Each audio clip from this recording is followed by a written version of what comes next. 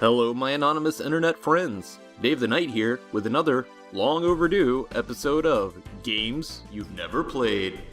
Today, we're looking at Mega Man. But Dave, everyone's played Mega Man, and you even did a video on it. You're stupid.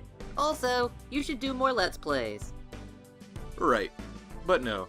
I'm not talking about the original NES Mega Man. I'm talking about Mega Man, a game for this, the Sega Game Gear. This game came out in 1995 and was only released in the North American market. It was licensed by Capcom, but was designed by another developer and published by the company US Gold. And even though this game shares a name with the classic NES Mega Man, that game, it is not. In fact, it's a completely new adventure. Sort of. But not really. Featuring levels and bosses from both Mega Man 4 and 5, this game is an amalgam of those two games squeezed into the Game Gear's tiny screen. The story seems to be a retelling of sorts of the original NES game's narrative, but with different robot masters. Speaking of the robot masters, there's 4 of them. Stone Man, Bright Man, Napalm Man, and Starman are all a bit quicker in this version than their NES counterparts, but using their respective weaknesses will put them down quick enough. Once the first 4 bosses are defeated, then it's on to more level rehash along with the recycled bosses Wave Man and Toad Man.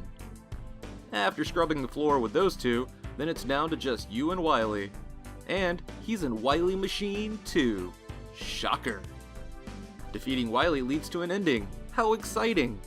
And if you've survived, congrats, because there are no continues, and once you run out of lives, you'll only have the ability to continue via the use of passwords. And you know how I love those passwords. I don't love them. I don't love them at all.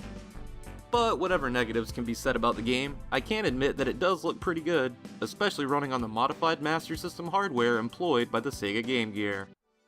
Also, the game does have a bit of challenge, but its short length may leave you wanting a little bit more. And even though there's nothing really new in this one-off game, it did at least give Sega fans a touch of the Blue Bomber on their favorite handheld console.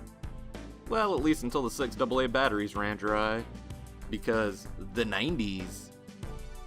For the record, I do actually like the micro-adventure of Mega Man on the Game Gear, and even though it's short and certainly nothing you haven't seen before, it may be a game you've never played, worth checking out. You know, if you have a Game Gear and like $80 you don't need. But Dave, you could always use an emulator. I guess there's that. But play it for yourself, and then tell me what you think. Also, feel free to blah blah blah blah blah blah blah blah blah blah blah blah blah blah blah blah blah subscribe. Laters.